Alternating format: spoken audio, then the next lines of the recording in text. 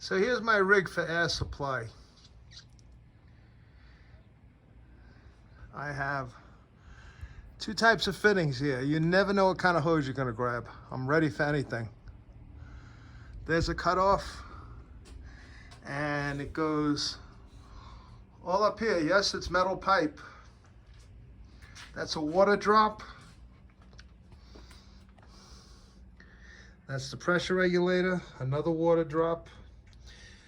Here is my Quincy dual stage, 5 horsepower. From this port here, I put out 175 PSI. I painted Big Mo's door with this compressor. Didn't cycle once. So you get what you pay for. Quincy, yes, it's on that, 220. I had a plug installed. Didn't do that myself.